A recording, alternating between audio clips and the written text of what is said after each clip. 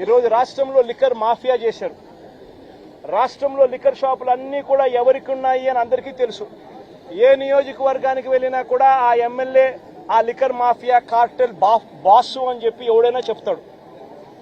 ఏ నియోజకవర్గం వెళ్ళినా కూడా ప్రతి గ్రామంలోనూ ఆక్షన్ను వాడి బెల్ట్ షాపులు నడిపిస్తా ఉన్నారన్న సంగతి ప్రతి ఒక్కరికి తెలుసు. ఏ నియోజకవర్గంలో అయినా కూడా ఇల్లీగల్ పర్మిట్ రూములతో లిక్కర్ అమ్ముతున్నారు అనే సంగతి కూడా అందరికీ కనిపిస్తా ఉంది. ఈ ఇల్లీగల్ పర్మిట్ రూమ్ లో అయినా కూడా ఈ బెల్ట్ షాపుల్లో అయినా కూడా ఎంఆర్పీ రేటు కన్నా ఎక్కువ రేటుకు లిక్కర్ అమ్ముతున్నారు అన్న సంగతి కూడా అందరికీ తెలుసు. రాష్ట్రంలో ప్రతి ఒక్కరికి ఇదంతా కనిపిస్తా ఉంది. సాక్షాత్తు డిఐజీల ఆధ్వర్యంలో డిఎస్పీల ఆధ్వర్యంలో సిఐలు వీళ్ళే ఒక ముఠా, మాఫియా ముఠా. వీళ్ళే డబ్బులు కలెక్ట్ చేస్తారు, వీళ్ళే అలా అమ్మనిస్తారు, అలా అమ్మిన దానికి వీళ్ళే డబ్బులు తీసుకుంటారు, వీళ్ళే ఎమ్మెల్యేలకు డబ్బులు ఇస్తా ఉన్నారు. చివరికి ఎమ్మెల్యేలకింత, చంద్రబాబుకింత, మధ్యలో పోలీసులకింత అని ఏకంగా పోలీస్ మాఫియా నడుపుతా ఉన్నారు డిఐజీల ఆధ్వర్యంలో చంద్రబాబు నాయుడు గారు ఆంధ్ర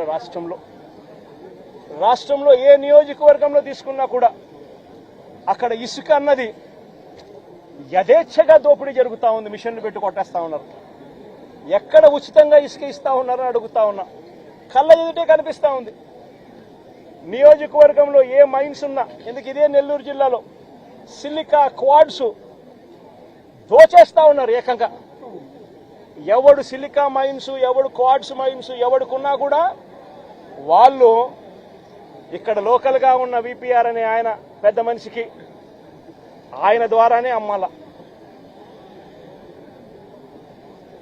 ఇష్టం వచ్చిన రేటుకి అమ్మకూడదు. ఆయన ఫిక్స్ చేసిన ఆ రేటుకే ఆయన ద్వారానే అమ్మాల. నెల్లూరులో ఉన్న సిలికా మైన్స్ లో ఉన్న ప్రతి ఒక్కరికి తెలిసి ఈ విషయం. కోర్టు కేసు వేసినారు. సిలికా ఓనర్స్ అందరూ కోర్టు కేసు వేసినారు. ఇదేం అన్యాయమయ్యా, ఇదే మాకు మైనింగ్ పర్మిట్లు ఎందుకు ఇవ్వడం లేదయ్యా, మైనింగ్ పర్మిట్లు ఒక మాఫియా ఫామ్ చేసి ఈ రూట్ లో వస్తేనే మైనింగ్ పర్మిట్లు ఇస్తారని చెప్పడం ధర్మమేనా అని చెప్పి ఏకంగా కోర్టులో కేసు వేసినారు. సిలికా క్వాడ్స్ ఈయన కలెక్ట్ చేస్తాడు, ఈయన ఇంత పెట్టుకుంటాడు, నారా లోకేష్ బాబుకు చంద్రబాబు నాయుడుకి ఇంత పంపిస్తున్నాడు. ఏ నియోజకవర్గంలో తీసుకున్నా కూడా ఆ నియోజకవర్గంలో మైన్స్ ఏదున్నా కూడా ఆ మైన్స్ ప్రతి మైన్లోనూ కూడా ఎమ్మెల్యే గారిని కలవాలా, పోలీసులు హుకుం జారీ చేస్తారు, డబ్బులు కలెక్ట్ చేస్తారు, ఎమ్మెల్యే గారికి ఇంత ఇయ్యాలా, మిగతాది పోలీసులు ఇంత పెట్టుకుంటారు, పైకి పంపిస్తామన్నారు డబ్బులు మిగతాది. ఏ నియోజకవర్గంలో చూసుకున్నా కూడా విచ్చలవిడి పేకాట క్లబ్బులు. ప్రతి పేకాట క్లబ్కు కూడా రేటును బట్టి 10,000 రూపాయలు పేకాట క్లబ్ అయితే నెలకు 6 లక్షలు ఇవ్వాల.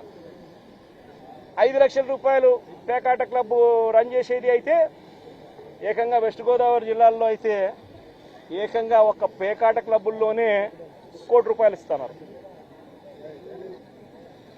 విచ్చల విడిగా కరప్షన్ జరుగుతూ ఉంది.